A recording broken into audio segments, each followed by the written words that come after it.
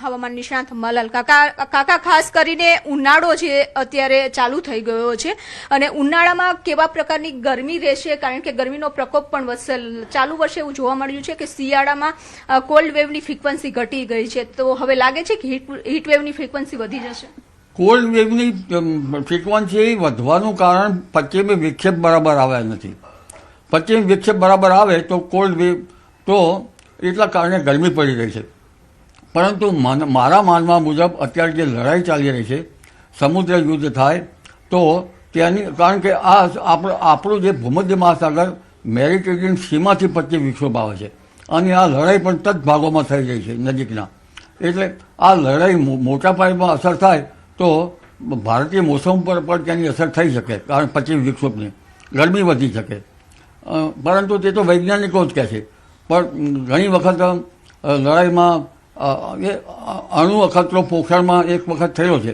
એકાએક ક્યાંક અણુ અખતરો થાય તો પણ વાદળો ચડીને વરસાદ તો કરતા જ હોય છે. એટલે એ મોટી બાબત છે.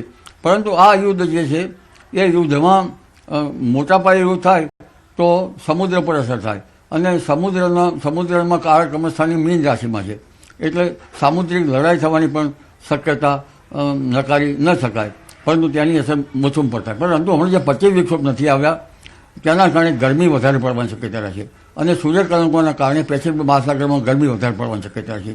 આ ગરમીથી ભારતના સમુદ્રમાં ઉત્પીડન થવાની શક્યતા રહે છે. ક્યારેક સાગરના મોજા ભૂભાગો ઉપર પણ આવી શકવાની શક્યતા રહે છે. અને આ ઉનાળો લગભગ હમણાં તો ગરમી પડશે, દિવસથી ગરમી રહે છે, રાતને બેવડી ઋતુમાં રહે છે.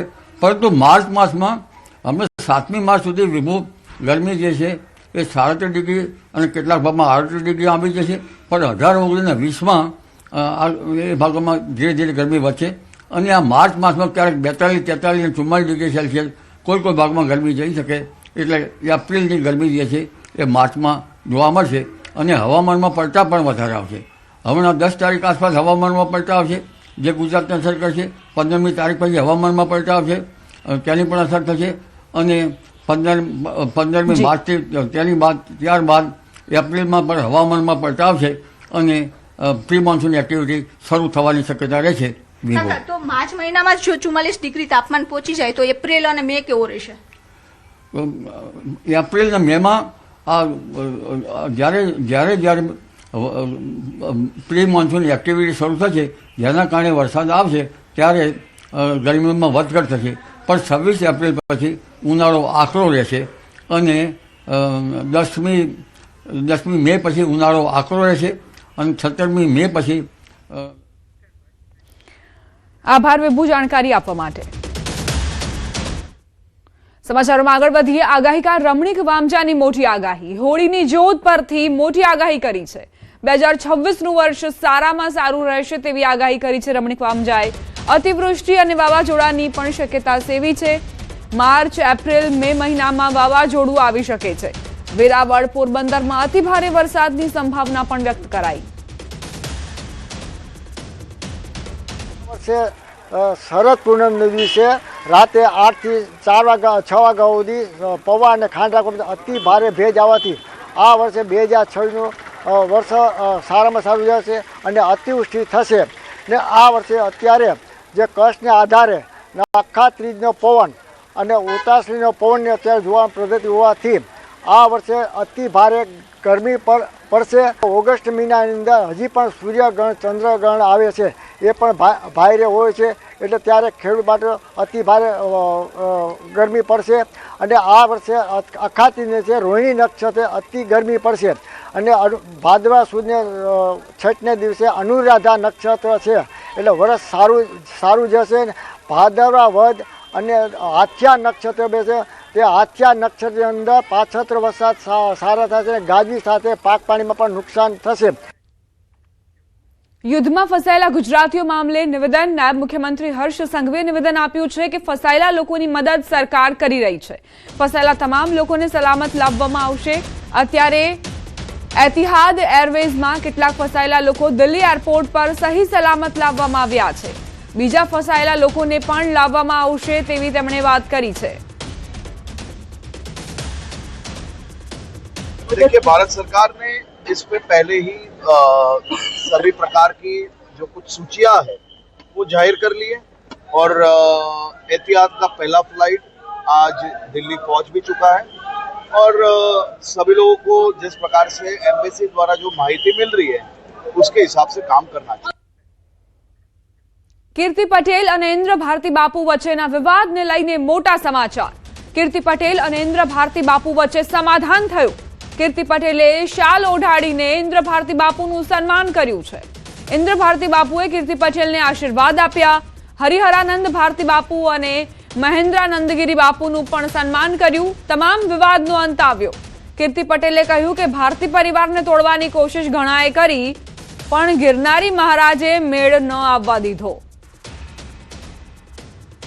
ભારતી પરિવારને ભાંગવાની કોશિશ તો ઘણાએ કરી પણ મેળ ના આવવા દીધો ગિરનારી મહારાજે। વડોદરામાં રફતારના રાક્ષસો બેફામ બન્યા છે। બેફામ બાઇક ચાલકે અકસ્માત સર્જ્યો।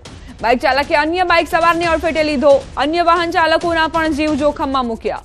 સમગ્ર ઘટના કેમેરામાં કેદ થઈ। વિડીયો વડસર બ્રિજ પરનો હોવાનું સામે આવ્યું છે। રફતારને લઈ શહેરમાં સતત વધી રહ્યા છે અકસ્માત। ટ્રાફિક પોલીસની નિષ્ક્રિયતાના કારણે નબીરાઓ બેફામ બન્યા છે।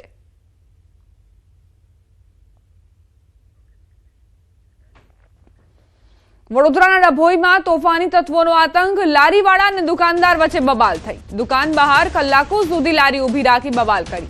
દુકાનદારે વિરોધ કરતા લાકડીના ફટકા માર્યા। રેખડીવાળાએ લારી પરથી તીક્ષ્ણ હથિયાર લઈ હુમલાનો પ્રયાસ કર્યો।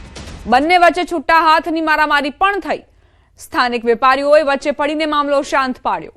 મારામારીની ઘટના કેમેરામાં કેદ થઈ છે। વડોદરાથી સમાચાર। હોળીની ઝાડથી આગ લાગી। એમજીવીસીએલનો સર્વિસ કેબલ આગની ઝપેટમાં આવ્યો।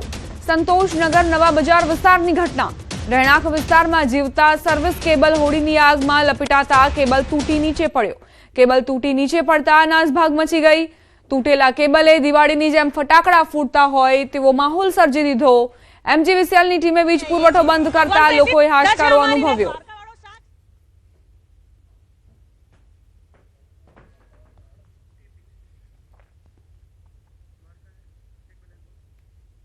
એમજીવીસીએલના સર્વિસ કેબલને કઈ રીતે આગ લાગી તેના દ્રશ્યો આપ જુઓ। હોળીના પર્વ પર લાખોની સંખ્યામાં લોકો દ્વારકાધીશના દર્શનાર્થે જતા હોય છે। આ મંદિર સાથે લાખો લોકોની લાગણીઓ જોડાયેલી છે। તેથી જ લોકો મોટી સંખ્યામાં પહોંચતા હોય છે। લોકોની લાગણીઓને માન આપી તંત્રએ પણ સતત સુરક્ષા બંદોબસ્ત ગોઠવ્યો છે। લાખો ભક્તોના ધસારા વચ્ચે તંત્ર સજ્જ થઈને અગાઉથી જ તૈયારીઓ કરી છે।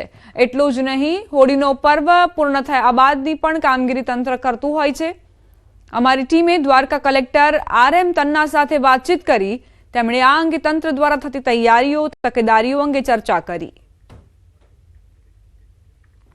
દ્વારકાનો નાથ જેને બોલાવે તેની જ હાજરી અહીં ચોક્કસ છે। પરંતુ તમામ જ્યારે ભક્તો આવતા હોય, મોટી સંખ્યાની અંદર જ્યારે હોળીનો ઉત્સવ ઉજવાતો હોય, ફૂલડોલ મહોત્સવ જે વર્ષોથી દ્વારિકામાં યોજાય છે ને એમાં બી ગુજરાતના કૃષ્ણ મંદિરમાં હોળી સાથે ખાસ કરીને અનન્ય ભાવ જોડાયેલો હોય છે ભક્તોનો।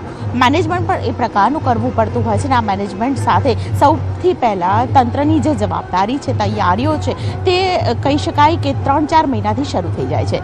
મારી સાથે અત્યારે જિલ્લા કલેક્ટર છે RM તન્ના સર, તેમની સાથે વાત કરીશું। તન્ના સર, જે પ્રકારે મેનેજમેન્ટ કરવું પડે 3 થી 4 મહિના પહેલાં જ અગાઉથી જ આ તૈયારીઓ શરૂ થઈ જતી હોય છે। વહીવટી તંત્ર માટે દર વખતે એના લર્નિંગ્સ મુજબ સ્પેશિયલ વહીવટી તંત્રની કોઈ વ્યવસ્થા નથી, પણ તંત્ર આ બધાની અંદર કોઓર્ડિનેટર તરીકેની ભૂમિકા ભજવે છે। આની સાથે સંખ્યાબંધ જુદા જુદા વિભાગો કામ કરી રહ્યા છે।